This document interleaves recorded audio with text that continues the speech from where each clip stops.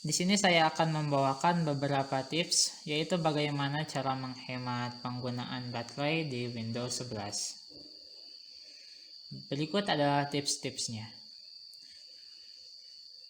Yang pertama, pada mode daya kita menggunakan efisiensi daya terbaik. Caranya kita masuk ke pengaturan. Pada tab sistem, kita masuk ke tab daya dan baterai. Kemudian pada mode daya, kita gunakan efisiensi daya terbaik. Pada tips nomor kedua, yaitu aktifkan penghemat baterai. Kita masuk lagi ke pengaturan yang sama.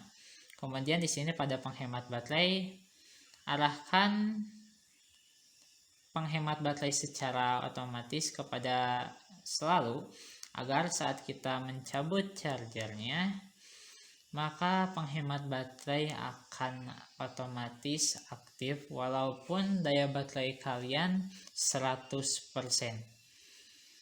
Tips yang ketiga, jika RAM masih 4GB disarankan upgrade minimal menjadi 8GB. Mengapa demikian? Karena RAM 4GB untuk Windows 11 benar-benar standar minimum. Windows bisa berjalan di laptop dengan RAM 4GB, akan tetapi itu rasanya sangat berat. Saya dulu sebelum melakukan upgrade ke 8GB, saat pertama kali laptop ini dihidupkan, kemudian saya buka Task Manager, saya lihat penggunaan RAM-nya itu mencapai 69 hingga 70%. Itu memakan lebih, bahkan sekitar 2/3 dari kapasitas RAM. Artinya hanya tersisa 1/3 lagi untuk melakukan aktivitas. Dan itu kurang nyaman karena mengapa? RAM akan lebih cepat penuh, dan saat kita melakukan multitasking, melakukan pekerjaan yang membutuhkan memori lebih banyak, berpindah dari satu aplikasi ke aplikasi lainnya, akan terjadi penulisan berulang pada RAM. Dengan begitu daya baterai akan lebih cepat habis, karena sebabnya ini, yaitu penulisan berulang pada RAM. Jadi upgrade lah RAM laptop jika masih 4GB ya. Jika ingin menjalankan Windows 11, upgrade ke 8GB agar lebih efisien jika kalian orang yang suka multitasking. Walaupun dual channel ya, katanya dual channel itu lebih boros baterai jika dibandingkan melakukannya single channel. Akan tetapi jika penulisan berulang, menurut saya itu lebih boros daripada dual channel. Ya, boleh-boleh saja jika kalian membeli RAM kemudian melepas RAM yang bawaan dan menggantinya misalkan dengan satu keping 16GB, itu lebih hemat baterai. Kemudian tips yang keempat yaitu menggunakan penyimpanan SSD daripada hard disk drive. Mengapa SSD lebih baik daripada hard disk drive dalam masalah efisiensi daya? Yang saya tahu, SSD itu penyimpanan yang tidak bergerak fisiknya saat bekerja, sementara hard disk drive itu menggunakan piringan. Piringan tersebut berputar dan itu kurang efisien. Sementara dalam kinerja SSD itu lebih baik daripada hard disk drive, lebih cepat. Bahkan hard disk drive tercepat saja dapat melakukan baca tulis sekitar 400 hingga 500 Mbps, sementara SSD NVMe yang paling rendah saja umumnya dipakai di laptop entry level ya, kecepatan menulisnya itu sekitar 900 MB per second. Bahkan banyak yang lebih cepat dari itu. Walaupun SSD itu memiliki batasan usia, dengan adanya keterbatasan dalam melakukan penulisan, yaitu SSD penulisannya terbatas. Contohnya yang saya pakai SSD-nya itu kemampuan write-nya, menulisnya hanya mampu sekitar 200 terabyte.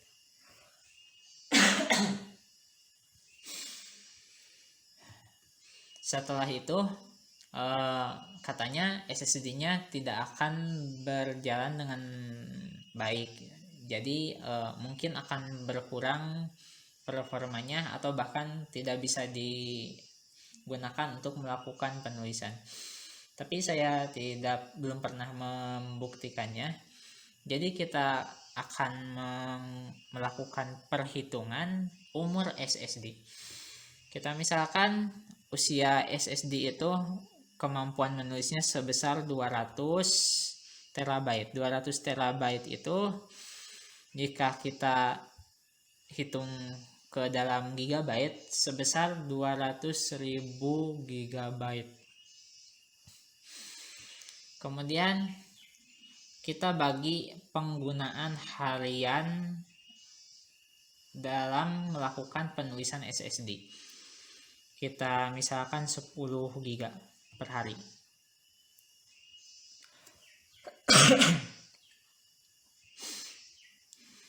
Maka SSD kita dapat bertahan selama 20.000 hari. Berapa tahun 20.000 hari itu? Kita bagi dengan 365 hari. SSD akan bertahan 54 tahun.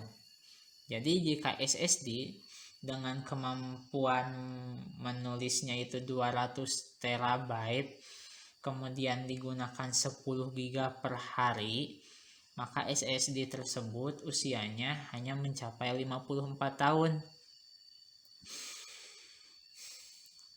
Dan ini menurut saya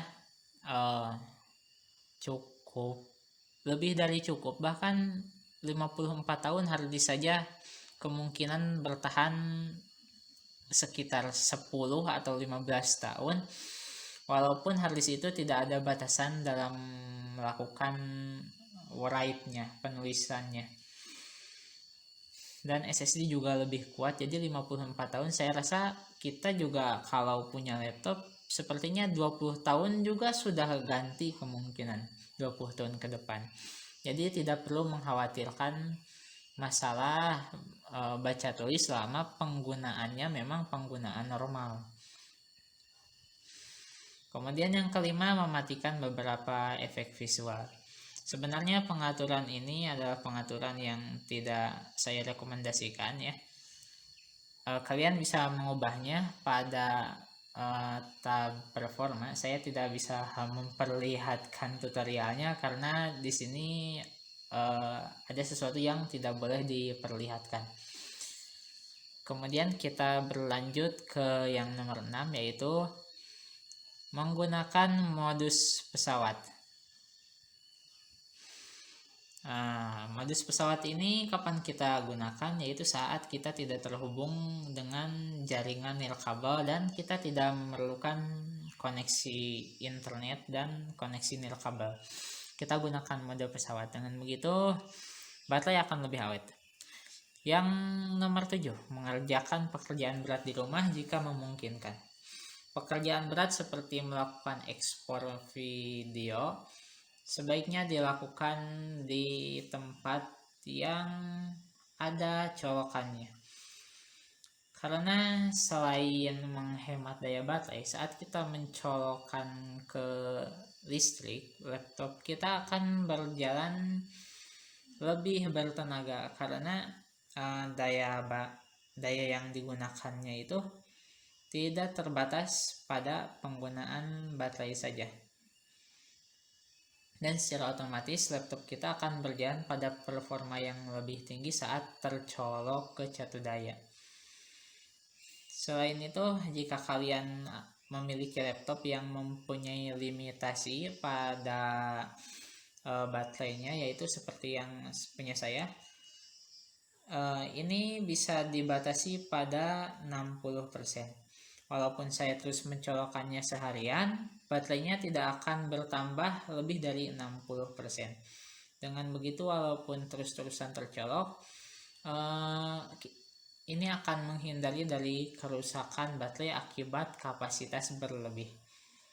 Dengan begitu, baterai akan lebih awet karena siklus baterai lebih hemat siklus baterai. Dan menghemat siklus baterai ini sangat penting untuk memperpanjang usia baterai.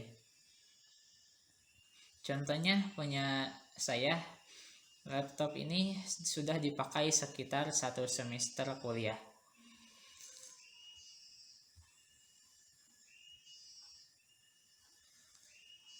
Dan number of chargernya, siklus baterainya itu baru sekitar 33 kali.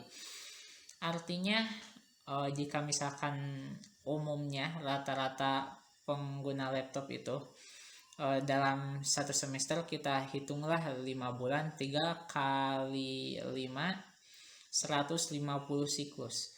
Berarti ini lebih hemat sekitar 5 kali lipat lebih hemat daripada daripada harus melakukannya seperti biasa, yaitu mengisinya kemudian kita cabut, kita gunakan baterainya. Akan lebih menghemat siklus baterai, karena yang digunakan itu bukan baterai tapi daya langsung dari listrik yang kita colokkan ke laptop kita. Jadi baterai akan lebih hemat secara siklus.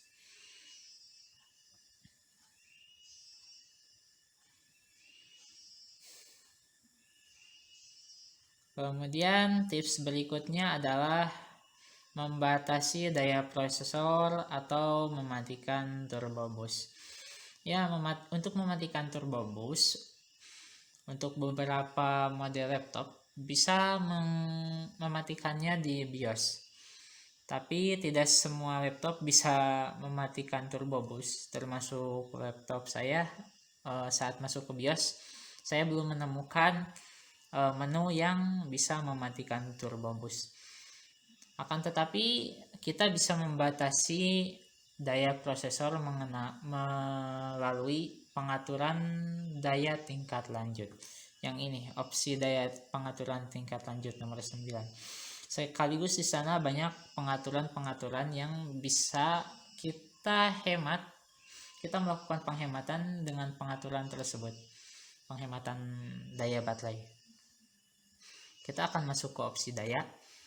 Saya membuat pintas di sini, tapi karena ini tutorial, saya akan melakukannya secara manual, yaitu masuk ke control panel.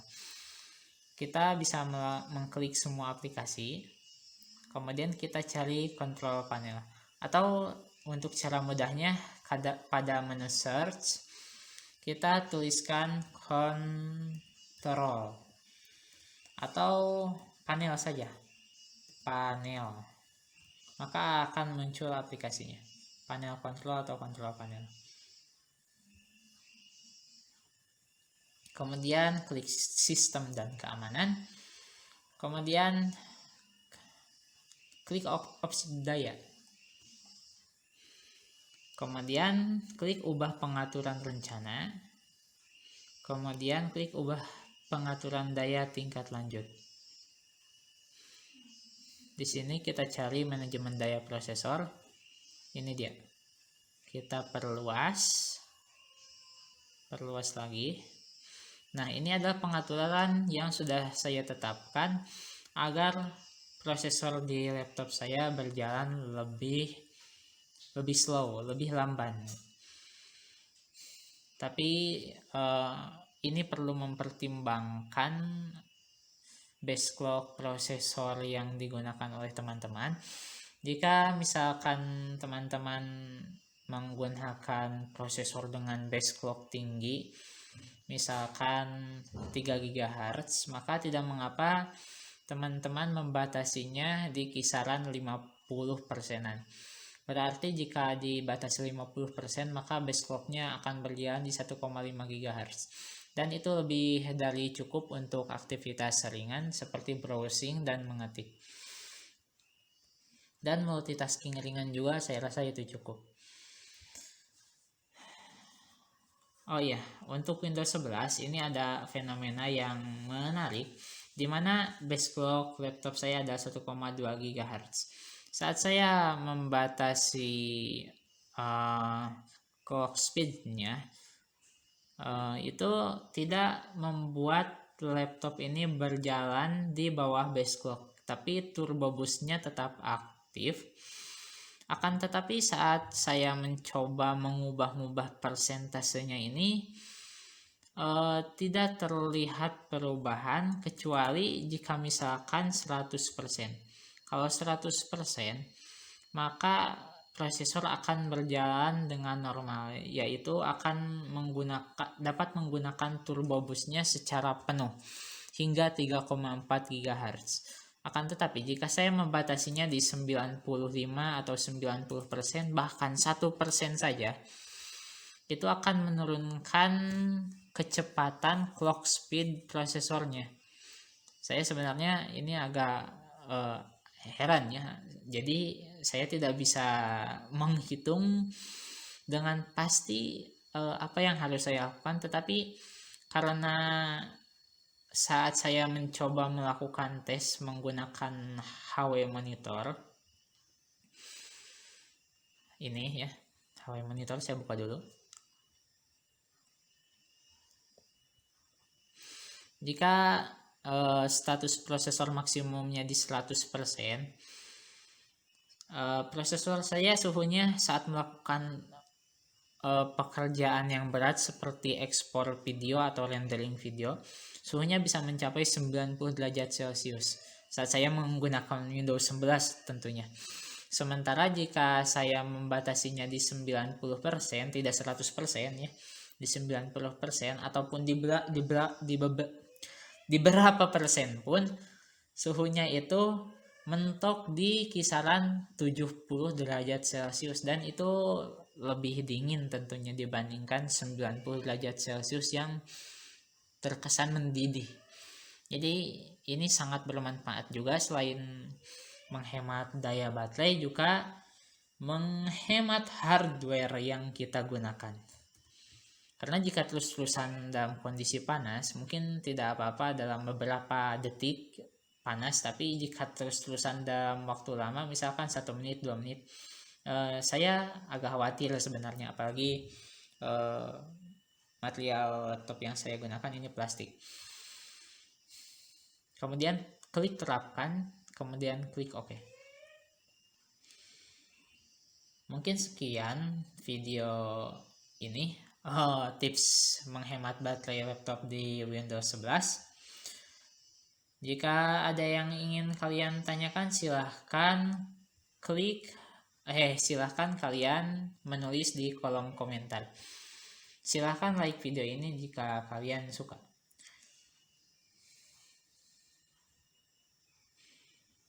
Terima kasih telah menonton video ini. Semoga yang saya sampaikan ini bermanfaat untuk teman-teman.